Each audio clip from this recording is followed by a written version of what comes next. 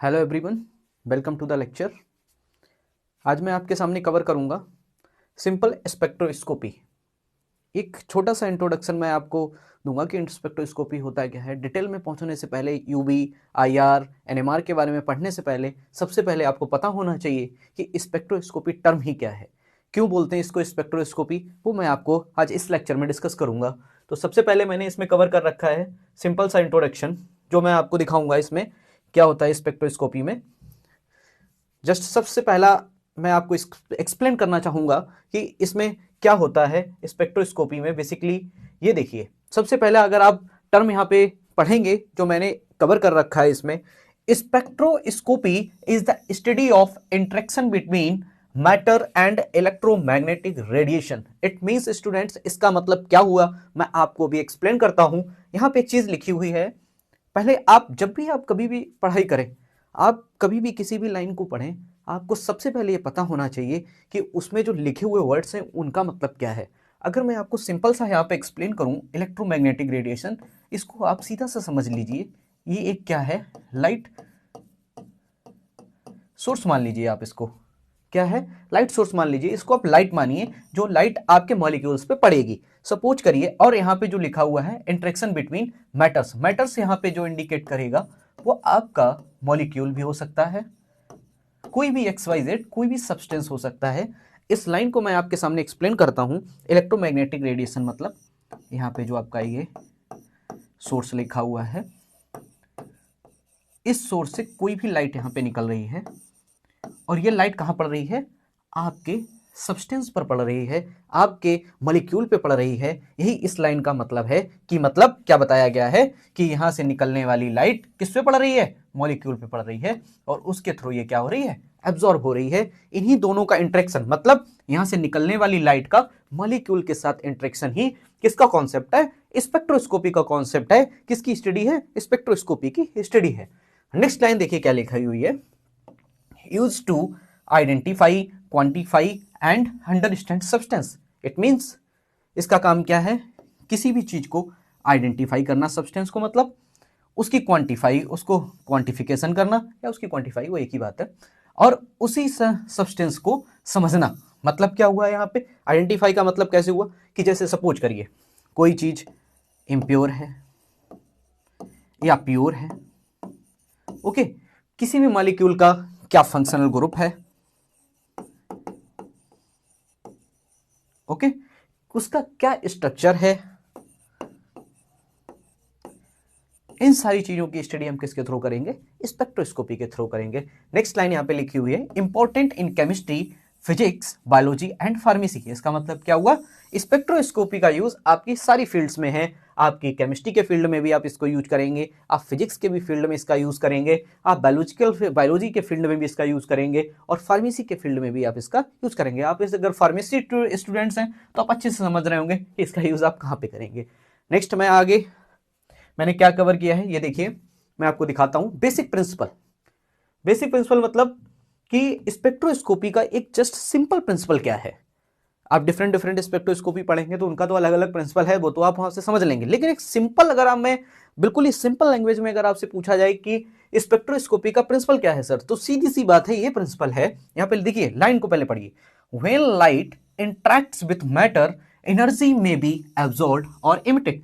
अभी जब मैंने आपको एक लाइन एक्सप्लेन की थी इंटरेक्शन की, तो वहां पे क्या दिखाया था मैंने आपको कि ये कोई भी रेडिएशन सोर्स है, इस रेडिएशन सोर्स के थ्रू क्या निकल रही है, लाइट निकल रही है, और ये लाइट आपकी कहां पड़ रही है, किसी भी सब्सटेंस या कोई भी मॉलिक्यूल के ऊपर पड़ रही है। Okay, understand student. सीधा सा वर्ड यहाँ पे क्या लिखा हुआ है, क्या लिखा है और क्या समझेंगे आप कि जैसे ये लाइट इस मॉलिक्यूल पे पड़ी, तो ये जो लाइट थी वो इस मॉलिक्यूल के थ्रू क्या हो गई, एब्जॉर्ब हो सकती है, या इस मॉलिक्यूल के थ्रू इमिट हो सकती है। इमिट मतलब एब्जॉर्ब, जो चीज एब्जॉर्ब नहीं हो रही वो क्या है, उसको छोड़ के चली जाएगी, वो इसी को बोलेंगे हम इमिट। नेक्स्ट टाइम यहां पे क्या लिखी है, द एब्जॉर्ब्ड और emitted light corresponds to specific energy transition. मतलब क्या हुआ, यहां पे जो भी अगर लाइट है, चाहे वो एब्जॉर्ब्ड हो रही हो, चाहे वो यहां पे इमिट हो रही हो, उसकी एक स्पेसिफिक एनर्जी ट्रांजिशन होती है। यही सिंपल इसकी लाइन है। नेक्स्ट वाले यहां पे क्या लिखा हुआ है, each substance produces a unique spectral pattern, बहुत ही अच्छी लाइन है, इसको कैसे समझेंगे, और ये बहुत से लोगों को यहाँ पे कंफ्यूज भी करती है, लेकिन इस लाइन का मैं आपको बहुत ही अच्छे ढंग से एक्सप्लेन करता हूँ आपके सामने तो आपको समझ आएगी। यहाँ पे लिखा हुआ है each substance produces a unique spectral pattern. इसका मतलब हुआ, सपोज करिए आपके पास दो मॉलिक्यूल हैं, एक ए है और एक बी है, क्लियर, बट आपको नहीं पता इनमें से कौन सा प्योर है और कौन सा इम्प्योर है, क्लियर। तो जब भी आप स्टडी परफॉर्म करें, सपोज करिए मैं आपके सामने पहली स्पेक्ट्रोस्कोपी ही ले लेता हूं, यूवी स्पेक्ट्रोस्कोपी, अगर आप उसके थ्रू पता लगा रहे हैं तो उसमें क्या होता है, जैसे सपोज करिए आपने ए लिया और बी लिया, जब आप इसकी स्टडी कर रहे हैं तो आपको ग्राफ मिलेगा, सपोज करिए आपको सिंगल ग्राफ मिल जाता है। अगर सिंगल ग्राफ आपको मिलता है तो आप यहाँ पे सीधा सा कह सकते हैं हाँ सर इसमें मुझे कोई भी और दूसरा ग्राफ नहीं दिखा, मतलब ये कंपाउंड मेरा क्या हो सकता है, प्योर हो सकता है। इसमें से आपने किसी एक को लिया और आपको पता लग गया हाँ सर ये प्योर है। और सपोज करिए कोई दूसरा आपने कंपाउंड जैसे ही लिया और वो आपको इस तरीके से बहुत सारे ग्राफ्स इसमें दिखा दे, तो आप कह दोगे हाँ सर इसमें बहुत सारे ग्राफ्स आ रहे हैं, मुझे समझ नहीं आ रहा है क्या प्योर है क्या इम्प्योर है, मैं बता नहीं पा रहा हूँ सर इसमें क्या है। तो ये क्या हो जाएगा, इम्प्योरिटी को डिटेक्ट करेगा तो सीधी, और ये आपकी प्योरिटी को डिटेक्ट करेगा। यही ये लाइन का मतलब है कि each substance produce a unique spectral pattern, मतलब सारी जितने सब्सटेंस हैं वो अलग अलग तरीके का पैटर्न शो करेंगे। नेक्स्ट मैं आपके सामने एक्सप्लेन करता हूं टाइप्स ऑफ स्पेक्ट्रोस्कोपी। इसमें क्या है, आप देखिए यहाँ पे डिफरेंट टाइप्स की स्पेक्ट्रोस्कोपी है। First one UV, second one is the infrared, next nuclear, mass and Raman spectroscopy. Okay clear students. अब आप यहाँ पे देखिए यूवी विजुअल स्पेक्ट्रोस्कोपी का प्रिंसिपल है इलेक्ट्रॉन ट्रांजिशन इन मॉलिक्यूल। कैसे समझेंगे इलेक्ट्रॉन ट्रांजिशन क्या होता है, अब आप ऐसे समझिए, देखिए अभी मैं आपको बताता चला आ रहा हूँ सीधा सीधा लाइट सोर्स क्या होता है, यहाँ से लाइट निकलती है, चीज मैं आपको बताता आ रहा हूं कि यहाँ से निकलने वाली लाइट किस पे कौन एब्जॉर्ब करता है, यहाँ पे रखा हुआ या तो आपका मॉलिक्यूल या तो रखा हुआ आपका कोई सब्सटेंस क्या करता है, इस लाइट को एब्जॉर्ब करता है। सीधी सी बात, आप एक बात समझिए स्टूडेंट्स कि अगर किसी भी रेडिएशन सोर्स से लाइट निकलती है तो वो एक ही काम होगा, मॉलिक्यूल उसको क्या करेगा, एब्जॉर्ब कर रहा है, ओके, इमिट भी करता है। लेकिन अब आप यहाँ पे समझिए जैसे कि इसने क्या किया, लाइट को एब्जॉर्ब किया, ओके, लाइट को जब इसने एब्जॉर्ब किया तब क्या होगा, जैसे ही मॉलिक्यूल ने लाइट को एब्जॉर्ब किया और मॉलिक्यूल में प्रेजेंट इलेक्ट्रॉन क्या हुए, एक्साइटेड हो गए, और एक्साइटेड होकर उन्होंने क्या किया, जहां पे वो थे उस स्टेट को बोलेंगे हम ग्राउंड स्टेट, और वो अपनी उसी स्टेट को छोड़ के किस स्टेट में चले गए, एक्साइटेड स्टेट में चले गए। इसी को हम बोलते हैं इलेक्ट्रॉनिक ट्रांजिशन। इलेक्ट्रॉन का ग्राउंड से एक्साइटेड स्टेट में जाना ही क्या कहलाता है, इलेक्ट्रॉनिक ट्रांजिशन कहलाता है। ट्रांजिशन का मतलब आप समझ रहे होंगे, एक प्लेस से दूसरे प्लेस पर जाना ही ट्रांजिशन होता है। जैसे अगर मैं आपके सामने एक एग्जांपल ट्रांजिशन का दूं तो आपने देखा होगा कभी कभी जब आपके पास पार्सल की डिलीवरी होती है, या पार्सल जब भी आप कहीं से कुछ भी लेते हैं तो उसमें देखिए कभी जैसे कि आपने देखा होगा ऐप में, तो उसमें लिख के आता है आपका पार्सल ट्रांजिट, इस तरीके से लिख के आता है। इसका मतलब क्या हुआ, जहां पे आपका ये पार्सल था उसने क्या किया, एक प्लेस को छोड़ के अब वो दूसरी जगह पे जा चुका है, इसीलिए उसको बोलते हैं ट्रांजिशन। और यही कॉन्सेप्ट इसमें लगता है इलेक्ट्रॉन के केस में कि इलेक्ट्रॉन क्या हुए, ग्राउंड से किस में चले गए, एक्साइटेड स्टेट में चले गए। ये किसका प्रिंसिपल है, ये यूवी स्पेक्ट्रोस्कोपी का प्रिंसिपल है। आप याद रखना कि कभी भी जब भी मॉलिक्यूल में प्रेजेंट इलेक्ट्रॉन ग्राउंड से एक्साइटेड स्टेट में चला जाए तो वो किसका कॉन्सेप्ट होगा, वो यूवी विजुअल स्पेक्ट्रोस्कोपी का कॉन्सेप्ट होगा। नेक्स्ट वन आपके पास है इंफ्रारेड स्पेक्ट्रोस्कोपी, जिसका प्रिंसिपल क्या है, वाइब्रेशनल ट्रांजिशन। अब कैसे समझेंगे कि वाइब्रेशन कैसे हो रहा है। अब आप देखिए यहां पे मॉलिक्यूल था, उसने क्या किया, लाइट को एब्जॉर्ब किया। मैं आपके सामने के मॉलिक्यूल बनाता हूं CH4, सभी लोग इसको जानते होंगे, इसका नाम होता है मीथेन, और मैं जस्ट इसका स्ट्रक्चर ड्रा करता हूं इस जगह पे। आप देखिए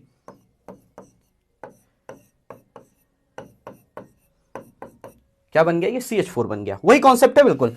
यहां से क्या हुई, ये रेडिएशन सोर्स था, यहां से लाइट निकली, इसके ऊपर चली गई, क्लियर।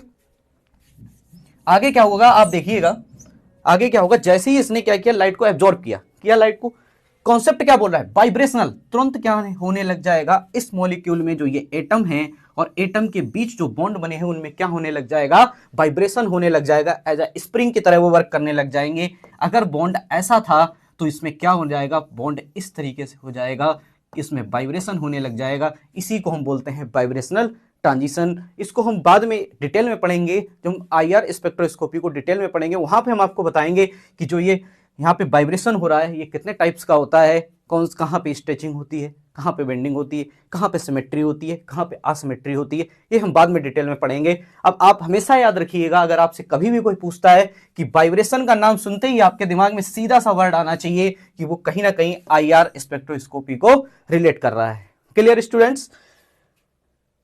नेक्स्ट वन इसमें है जो मैं आपको दिखा रहा हूं, नेक्स्ट स्पेक्ट्रोस्कोपी जो है वो है न्यूक्लियर मैग्नेटिक रेजोनेंस, जो किस पे बेस्ड होती है, न्यूक्लियर स्पिन ट्रांजिशन।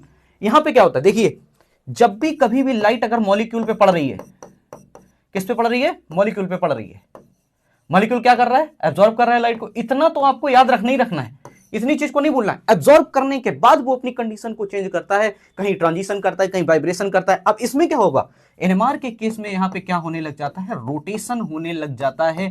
अगर आपका मॉलिक्यूल रोटेट करने लग जाए तो आप समझ जाना कि वहां पे किसका कॉन्सेप्ट लग रहा है, वहां पे न्यूक्लियर मैग्नेटिक रेजोनेंस का कॉन्सेप्ट लग रहा है। क्लियर?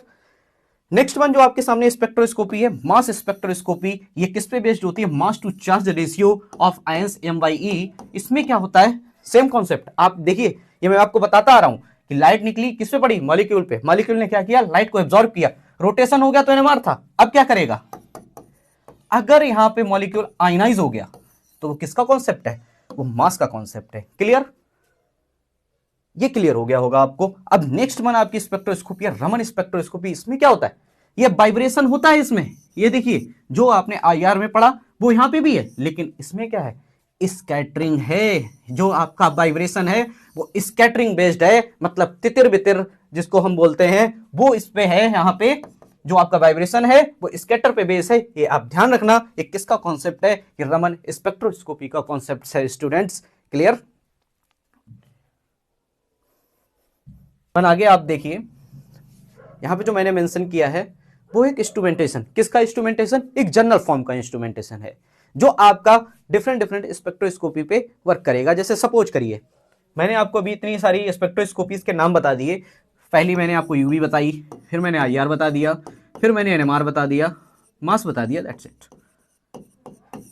ये एक जर्नल यहां पे मैंने इंस्ट्रूमेंटेशन मेंशन किया है कि अगर कभी भी आप UV के बारे में पढ़ रहे होंगे, UV के बारे में पढ़ेंगे या किसी भी मॉलिक्यूल पे आप UV की स्टडी कर रहे होंगे, तो सीधी सी बात है आपको ऐसे रेडिएशन सोर्स की जरूरत पड़ेगी जहां से क्या निकल रही हो, UV रेज निकल रही हो। और अगर मैं IR की स्टडी कर रहा हूंगा तो सीधी सी बात है मुझे वो रेडिएशन यूज करना पड़ेगा, रेडिएशन सोर्स जिसमें से क्या हो रही होगी, IR की रेडिएशन से निकल रही होंगी। और अगर हम NMR पढ़ रहे होंगे तो हमें न्यूक्लियर मैग्नेटिक की जो रेडिएशन होती है वो हमें कहीं ना कहीं से मिल रही होंगी। सीधी सी बात आप समझ गए होंगे यहाँ पे कि अगर मुझे किसी का भी यहाँ पे इंस्ट्रूमेंटेशन पढ़ना होगा तो मुझे उसी का रेडिएशन सोर्स यहाँ पे पढ़ना पड़ेगा। UV का पढ़ेंगे तो UV का लिखेंगे, IR होगा तो IR के रेडिएशन सोर्स।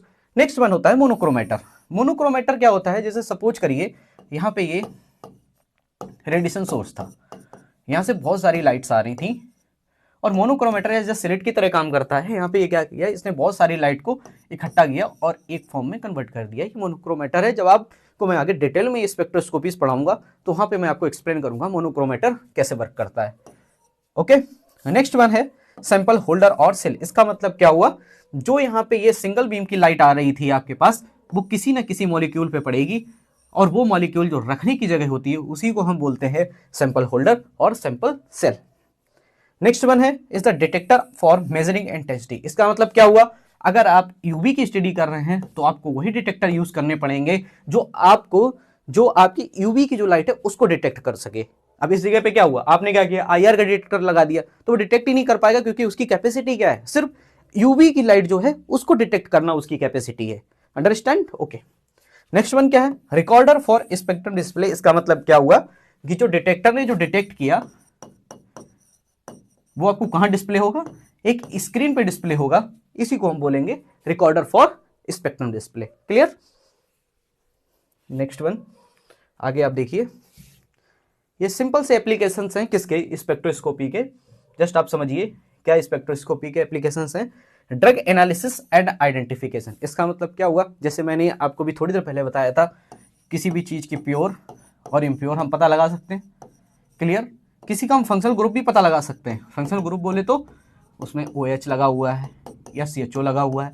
ये किसका स्पेसिफिक, किससे हम स्पेसिफिक पता कर सकते हैं, ये हम आगे आने वाली स्पेक्ट्रोस्कोपी जब आपको पढ़ाएंगे तो वहां पे आपको एप्लीकेशन बताएंगे कहां से आप फंक्शनल ग्रुप को डिटेक्ट कर सकते हैं। नेक्स्ट वन क्या है, एनवायरमेंटल मॉनिटरिंग में।